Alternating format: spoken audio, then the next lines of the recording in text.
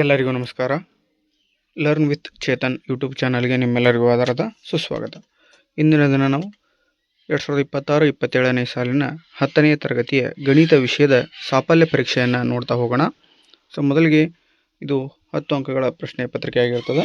So ಈಗಾಗಲೇ ನಾವು ಪೂರ್ವ ಪರೀಕ್ಷೆ ಪ್ರಶ್ನೆ ಪತ್ರಿಕೆ ಹಾಗೂ ಕೀ ಉತ್ತರಗಳನ್ನು ನೋಡಿದ್ದೇವೆ. ಇವಾಗ ಸಾಫಲ್ಯ ಪರೀಕ್ಷೆ ಹಾಗೂ ಕೀ ಉತ್ತರಗಳನ್ನು ನೋಡ್ತಾ ಹೋಗೋಣ. ಒಟ್ಟು 10 ಅಂಕದ ಪ್ರಶ್ನೆ ಆಗಿರ್ತಕ್ಕಂಥದ್ದು ಈ ಒಂದು ಪ್ರಶ್ನೆ ಪತ್ರಿಕೆಯಲ್ಲಿ 1 ಅಂಕದ ಪ್ರಶ್ನೆಗಳು ಹೆಚ್ಚಿರ್ತವೆ. ಸೊ ಹಾಗಾಗಿ ಬನ್ನಿ ವಿಡಿಯೋವನ್ನು ಸ್ಟಾರ್ಟ್ ಮಾಡೋಣ.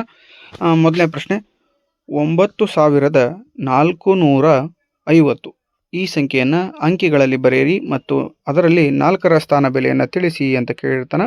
ಸೊ ಬನ್ನಿ ಆನ್ಸರ್ ನೋಡ್ತಾ ಹೋಗೋಣ. 9450 ಅಂಕಿ ಸಂಖ್ಯೆಯಲ್ಲಿ ಬರೆದಾಗ 9450, ಇಲ್ಲಿ 4ರ ಸ್ಥಾನ ಬೆಲೆ ಯಾವುದಪ್ಪ ಅಂದರೆ 400 ಆಗಿರ್ತದೆ. ಇನ್ನು ಎರಡನೆಯ ಪ್ರಶ್ನೆ, 8641 plus 1165 minus 1843 equals to question mark ಅಂತ ಕೇಳ್ತಾನೆ. ಸೊ ಬನ್ನಿ ಆನ್ಸರ್ ಏನಿದೆ ಅಂತ ನೋಡ್ತಾ ಹೋಗೋಣ. ಸೊ ಇಲ್ಲಿ 8641 ಪ್ಲಸ್ 1165 ಮೈನಸ್ 1843 ಈಕ್ವಲ್ಸ್ ಟು 7900 ಅಂದರೆ 7963. ಓಕೆನಾ.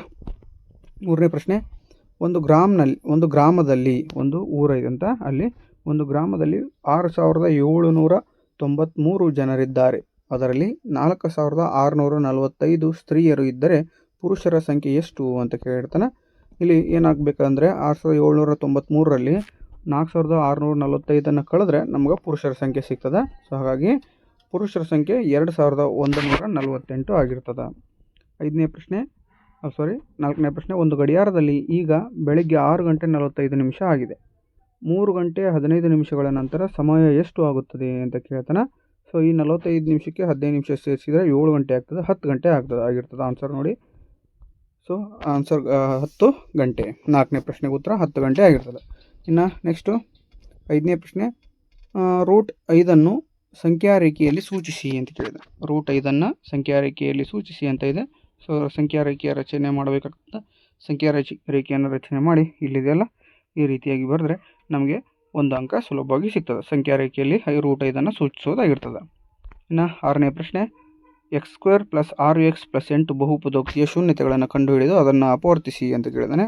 ಸೊ ಶೂನ್ಯತೆಗಳು x -4 ಮತ್ತು x -2 ಬರ್ತವೆ. 7ನೇ ಪ್ರಶ್ನೆ, x ಪ್ಲಸ್ y 5 ರೇಖಾತ್ಮಕ ಸಮೀಕರಣದ 2 ಪರಿಹಾರಗಳನ್ನು ಕಂಡುಹಿಡಿಯಿರಿ ಅಂತ ಕೇಳಿರ್ತಾನೆ. ಸೊ ಬನ್ನಿ ಆನ್ಸರ್ ನೋಡ್ತಾ ಹೋಗೋಣ. ಏನಪ್ಪ ಅಂದರೆ ಮೊದಲ ಪರಿಹಾರ 1,4 ಆಗಿರ್ತದೆ. ಎರಡನೇ ಪರಿಹಾರ 2,3 ಆಗಿರ್ತದೆ. ಮುಂದಿನದಾಗಿ 8ನೇ ಪ್ರಶ್ನೆ, ಈ ಲಂಬಕೋನ ತ್ರಿಭುಜದಲ್ಲಿ ಕರ್ಣದ ಉದ್ದವನ್ನು ಕಂಡುಹಿಡಿಯಿರಿ ಅಂತ ಕೇಳಿದಾನೆ. ಒಂದು ಬಾಹು 5 ಸೆಂಟಿಮೀಟರ್ ಇದೆ, ಇನ್ನೊಂದು ಬಾಹು 12 ಸೆಂಟಿಮೀಟರ್ ಇದೆ. So AC² formula ಹಾಕಬೇಕಾಗ್ತದೆ. AC² = AB² plus AC², BA² ಅಂತ ಬರೆದ್ರೆ ಲಂಬಕೋನ ತ್ರಿಭುಜದಲ್ಲಿ ಕರ್ಣದ ಉದ್ದ 13 ಸೆಂಟಿಮೀಟರ್ ಸ್ಕ್ವೇರ್ ಆಗ್ತದೆ. ಓಕೆ. ಇನ್ನು 9ನೇ ಪ್ರಶ್ನೆ, ಕೆಳಗಿನ ದತ್ತಾಂಶಗಳ ಬಹುಲಕವನ್ನು ಕಂಡುಹಿಡಿಯಿರಿ ಅಂತ ಇದೆ. 5, 8, 5, 6, 8, 5, 10, 7, 9 ಇವುಗಳಲ್ಲಿ ಬಹುಲಕವನ್ನು ಕಂಡುಹಿಡಿಯಿರಿ ಅಂತ ಕೇಳ್ತಾನೆ. ಯಾವ ಸಂಖ್ಯೆ ಹೆಚ್ಚು ಬಾರಿ ರಿಪೀಟೆಡ್ ಆಗಿದೆ ಅಂತ. ದತ್ತಾಂಶಗಳ ಬಹುಲಕ 5 ಆಗಿರ್ತದೆ. ಇನ್ನು ಮುಂದಿನದಾಗಿ ತ್ರಿಜ್ಯ 7 ಸೆಂಟಿಮೀಟರ್ ಇರುವ ಗೋಳದ ಘನಫಲವನ್ನು ಕಂಡುಹಿಡಿಯಿರಿ ಅಂತ ಇದೆ. ಗೋಳದ ಘನಫಲದ ಸೂತ್ರ 4/3 πr³ ಅಂತ ಇದೆ. ಸೊ ಪೈ ವ್ಯಾಲ್ಯೂ ಗೊತ್ತಿದೆ ಆಲ್ರೆಡಿ ನಿಮಗೆ, 22/7. ಮತ್ತು ಆರ್ ವ್ಯಾಲ್ಯೂ ಎಷ್ಟೈತಪ್ಪ ಅಂದರೆ ಇಲ್ಲಿ ಕೊಟ್ಟಿದೆ ನೋಡಿ. ಆರ್ ವ್ಯಾಲ್ಯೂ 7 ಸೆಂಟಿಮೀಟರ್ ಇದೆ. 7 × 7 × 7 ಅಂದರೆ 7ನ್ನು 3 ಸಲ ಇಂಟು ಮಾಡಬೇಕು. ಆವಾಗ ನಮ್ಗೆ ಏನು ಸಿಗ್ತದಪ್ಪ ಅಂದರೆ ವ್ಯಾಲ್ಯೂ ಸಿಗ್ತದೆ. ಸೊ ಎಷ್ಟಪ್ಪ ಅಂದರೆ 1437.33 ಸೆಂಟಿಮೀಟರ್ ಕ್ಯೂಬ್ ಸಿಗ್ತದೆ. 1437.33 ಸೆಂಟಿಮೀಟರ್ ಕ್ಯೂಬ್ ಇದು ಗೋಳದ ಘನಫಲ ಆಗಿರ್ತದೆ. ಓಕೆನಾ. ಸೊ ಇದಾಗಿತ್ತು ಇಂದಿನ ವಿಡಿಯೋ ನಿಮಗೆ ಇಷ್ಟ ಆಗಿದ್ದರೆ ದಯವಿಟ್ಟು ಲೈಕ್ ಮಾಡಿ, ಶೇರ್ ಮಾಡಿ, ಕಮೆಂಟ್ ಮಾಡಿ, ಹಾಗೆ ಸಬ್ಸ್ಕ್ರೈಬ್ ಮಾಡ್ಕೊಳ್ಳೋದನ್ನು ಮರಿಬೇಡಿ. ಅಷ್ಟೇ ಅಲ್ಲದೆ ಅಲ್ಲಿ ಹೈಪ್ ಎನ್ನುವ ಬಟನ್ ಇರ್ತದೆ. ಆ ಹೈಪ್ ಬಟನ್ ಕ್ಲಿಕ್ ಮಾಡೋದ್ರ ಮೂಲಕ ಈ ವಿಡಿಯೋ ಹೆಚ್ಚು ವಿದ್ಯಾರ್ಥಿಗಳಿಗೆ ತಲುಪಲಿ ಅನ್ನೋ ಒಂದು ಉದ್ದೇಶದಿಂದ ಎಲ್ಲರೂ ಹೈಪ್ ಬಟನ್ನ ಕ್ಲಿಕ್ ಮಾಡಿ ಅಂತ ಹೇಳ್ತಾ ಇಷ್ಟೊತ್ತು ವಿಡಿಯೋ ನೋಡಿರ್ತಕ್ಕಂಥ ನಿಮ್ಮೆಲ್ಲರಿಗೆ ತುಂಬ ಹೃದಯದ ಧನ್ಯವಾದಗಳು. Thank you so much.